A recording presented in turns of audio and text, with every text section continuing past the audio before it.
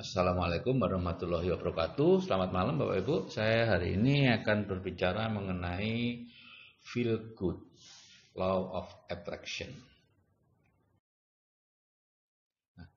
The law of attraction itu adalah manusia adalah magnet dan setiap detail peristiwa yang dialaminya datang atas daya tarik atau undangannya sendiri. Ya, ini menurut Elizabeth tahun 1906 sudah berbicara soal the law of attraction. Ya. Di Indonesia baru akan persiapan kemerdekaan, gitu ya. Yang kedua, segala sesuatu yang kita pikirkan dengan segenap perhatian, energi, dan konsentrasi pikiran, baik hal positif maupun negatif, akan datang ke dalam kehidupan kita. Nah, disinilah Bapak Ibu, orang miskin tambah miskin, orang kaya tambah kaya. Karena orang miskin umumnya menarik kemiskinan dalam bentuk mengeluh. Mengeluh ini mahal, itu mahal, gitu ya. Kalau orang kaya, enggak. Ya. Begitu juga kalau Anda misalnya berpikir tentang hutang. Apakah itu mau melunasi hutang atau mau menambah hutang, maka Anda sedang fokus ke hutang sehingga hutangnya akan bertambah. Ya, sehingga meskipun Anda ingin melunasi hutang, tetap saja hutangnya akan bertambah. Jadi lupakan hutang, berpikir saja tentang kemakmuran. Ya. Pikirkan hal-hal yang positif, yang negatif lupakan. Bukan berarti Anda melupakan hutangnya, ya hutangnya tetap dibayar dengan secara otomatis begitulah diatur ya sehingga Anda tidak lagi fokus ke hutangnya. Atau lebih singkat lagi, the law of attraction itu pikiran menjadi kenyataan. Nah, sekarang bagaimana perasaan dan pikiran, ya. Dulu kita mengatakan law of attraction itu karena pikiran, tapi sebenarnya kalau diteliti, kekuatan pancaran gelombang energi dari jantung itu lebih kuat 5 kali lipat dibandingkan dari otak. Ya, sehingga perasaan itu memancar lebih kuat dibandingkan pikiran. Sehingga sesungguhnya pengendali dari loa itu bukan pikiran, tapi perasaan atau emosi yang menyertai pikiran itu. Apakah Anda berpikiran atau berperasaan negatif, sedih, marah, benci, dan lain-lain, atau Anda berperasaan positif, itulah yang menentukan. Jadi perhatikan saja perasaan Anda, aturlah supaya selalu merasa baik atau feel good. Nah, ini adalah level-level energi emosi atau perasaan ya. Usahakan ada di level power terus ya, minimal 200 itu energinya ya, berani atau afirmasi penegasan ya.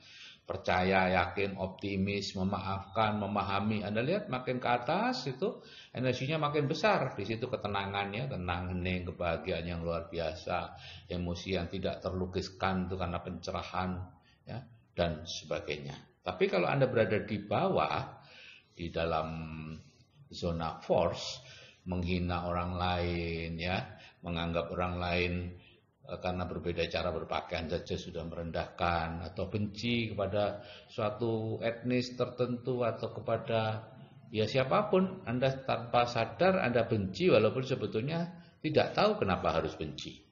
Karena diisi orang aja gitu ya. Anda lihat, baca, hilangkan mental block ya, itu ada di situ kenapa Anda bisa membenci. Dan hasrat atau keinginan yang sangat kuat sehingga kemerungsung istilahnya ya gitu ya. Khawatir, menyesali, putus asa gitu ya. Nah, itu lebihan ya. Saya banyak mendapat pertanyaan atau pernyataan, "Dok, kalau saya misalnya ingin 100 juta 1 tahun lagi," wah itu kemerungsung banget, itu negatif banget, Bapak. Hati-hati ya. Santai aja, Anda akan sampai ke sana. Ini ada 4 langkah untuk jadi selalu feel good atau selalu merasa baik ya, yaitu dengan membuat buku syukur dan jurnal syukur. Yang kedua bersikap fleksibel, dan yang ketiga berpikir bahwa semua hal belum bisa dinilai karena memang belum selesai. Dan keempat, kalau terpaksa ya anggap gila sementara. Ini akan saya bahas satu persatu ya. Membuat buku syukur dan jurnal syukur itu seperti ini Bapak Ibu ya. Buku syukur berisi hal-hal yang kita syukuri sejak kita lahir sampai hari ini. Jadi membuatnya cukup sekali saja gitu ya. Cuman sering dibaca.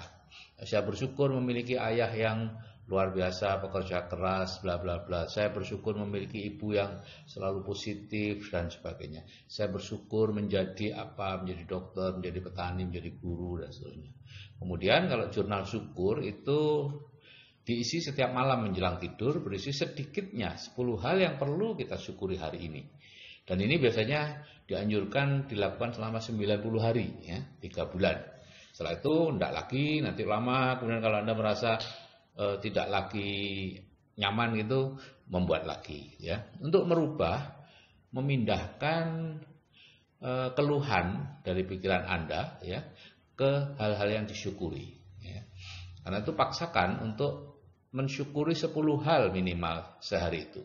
Ya, saya bersyukur mendapat kiriman pisang goreng dari tetangga, ya. Saya bersyukur bisa bangun dengan segar pagi ini, ya. Karena banyak orang yang tidak bisa bangun, ya. Oke, itu perlu Anda buat. Dan yang kedua adalah bersikap fleksibel, gitu ya. Jadi apapun yang terjadi, misalnya Bapak Ibu berharap terjadinya A, dapatnya B, ya kita menerimanya dengan baik, ya. Karena apa? Karena kita yang merencanakan, tapi tetap Tuhan juga yang menentukan. Apapun yang terjadi itu bisa terjadi hanya atas izinnya. Ingat bahwa tidak ada debu terbang dan daun jatuh yang terjadi tanpa seizinnya.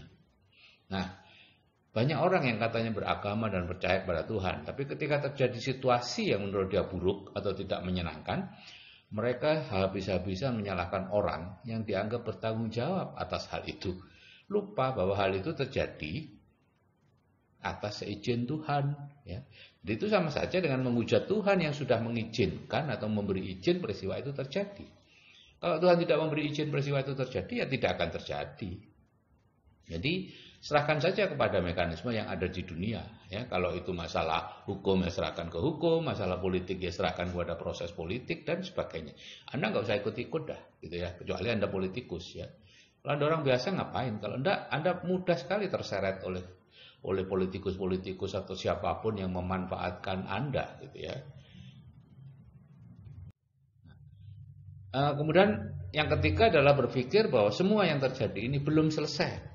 Jadi belum bisa dinilai, Bapak Ibu, ya. Hal-hal yang nampak buruk mungkin merupakan awal dari proses ke arah kebaikan. Begitu juga hal-hal yang nampak baik mungkin merupakan awal dari kondisi yang lebih buruk, ya. Jadi Bapak Ibu mungkin ingat cerita saya tentang petani miskin dengan kuda betina miliknya, ya. Jadi ada petani miskin di Cina. Saya tidak tahu kenapa kok di Cina, ya. Karena kenapa nggak dibuat di Sumba atau apa gitu, ya. Ya di Sumba aja deh. Ya, ada petani miskin di Sumba punya kuda betina, gitu ya. Kemudian kudanya hilang. Tetangga-tetangga petani tidak merasa sedih, tapi petani santai aja. Seminggu kemudian si kuda datang dengan 7 ekor kuda jantan. Semua orang gembira, petani biasa aja. Kemudian anak si petani besoknya mencoba menaiki kuda jantan tadi dan jatuh sehingga kakinya patah.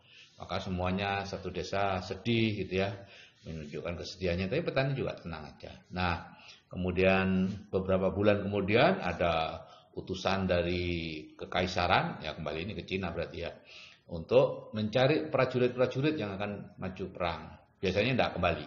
Nah, anak petani itu tidak terpilih karena dia pernah patah kakinya. Jadi Bapak Ibu di sini kelihatan bahwa negatif itu awal dari positif, yaitu hilangnya kuda. Itu awal dari, kalau kudanya tidak hilang, petani nggak dapat tambahan 7 ekor kuda jantan dan seterusnya. Jadi Bapak Ibu santai saja, ya. Jangan terbawa situasi sesaat.